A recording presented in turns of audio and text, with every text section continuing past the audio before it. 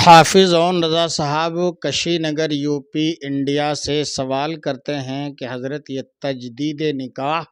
کس طرح سے ہوتا ہے تو اور احتیاطی تجدید نکاح یہ کیا ہے؟ تو دیکھیے، اگر کسی مسلمان سے کفر سرزد ہو گیا عملی اعتبار سے، یعنی کوئی ایسا کام اس نے کیا کہ جس سے وہ اسلام سے خارج ہو گیا، یا زبان سے کوئی ایسا لفظ نکل گیا کہ جس کی وجہ سے اس کے اوپر کفر لازم ہو گیا، یعنی وہ کافر ہو گیا، تو اب اس کے لیے یہ ہے کہ وہ مسلمان نہیں رہا، تو اب وہ پہلے ان کفریہ کلمات یا کفریہ کاموں سے توبہ کرے، علی الاعلان اگر کفر کیا ہے تو علی الاعلان توبہ کرے، اور اس کے بعد پھر کلمہ طیبہ لا الہ الا اللہ محمد الرسول اللہ زبان سے ادا کرے، چونکہ کفر بکنے کی وجہ سے یا کفریہ کام کرنے کی وجہ سے اگر وہ شادی شدہ تھا تو اس کا نکاح بھی ختم ہو چکا تھا، تو اب دوبارہ ازسر نو وہ نکاح بھی کرے، اور اس میں نیا مہر بھی ہوگا، یعنی پہلے مہر جو تھا وہ تو الگ چیز ہے، اب اسی بیوی سے اگر وہ نکاح کرتا ہے تو ازسر نو یعنی نئے مہر کے ساتھ دو گواہ کی موجودگی میں نکاح کرے۔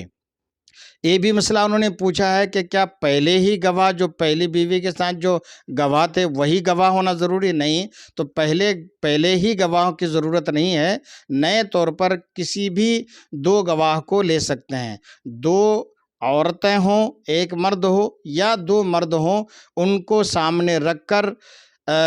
کوئی یہ ضروری نہیں کہ آپ دھوم دھام سے بارات اسی طرح سے کریں، اس میں کوئی ایسی بات نہیں ہے، دو گواہ کی موجودگی میں آپ نے اعوذ باللہ بسم اللہ اور سورہ فاتحہ پڑھ لیا، یہ خطبے کی جگہ یہ کام آ جائے گا، سورہ فاتحہ اعوذ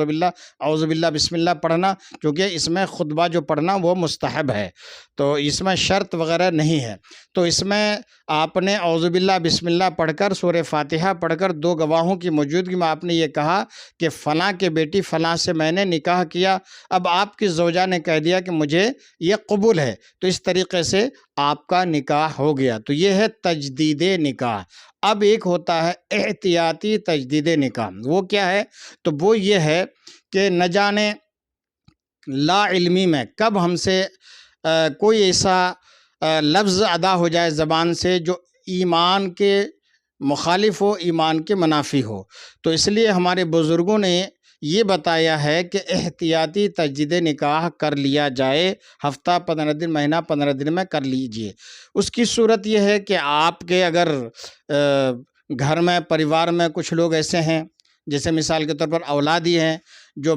بالغ اولاد ہیں، بیٹے ہیں آپ کے، ان دو بیٹوں کی موجودگی میں یا دو بھائیوں کی موجودگی میں آپ نے اپنی زوجہ سے، بیوی سے کہہ دیا کہ میں نے آپ کو اپنے نکاح میں لیا، اس نے کہہ دیا، آپ کی زوجہ نے کہہ دیا کہ مجھے قبول ہے، یہ احتیاطی تجدید نکاح ہے، یہ بھی کرتے رہنا چاہیے۔ اس میں واضح میں کر دوں کہ اس میں پھر نئے مہر کی ضرورت نہیں ہے، اس کو احتیاطی تجدید نکاح کہتے ہیں اور کرتے رہنا چاہیے۔ اللہ تبارک و تعالیٰ کی بارگاہ میں دعا ہے کہ اللہ تبارک و تعالیٰ جب تک ہم اس دنیا میں رہیں، اللہ تعالی ہم سب کو با ایمان رکھے، با عزت رکھے، جب اس دنیا سے ہمارا جانا ہو تو اللہ تبارک و تعالی با ایمان ہی ہمیں اس دنیا سے اٹھائے اور بلا حساب و کتاب ہم سب کا داخلہ جنت میں فرمائے، آمین ثم آمین۔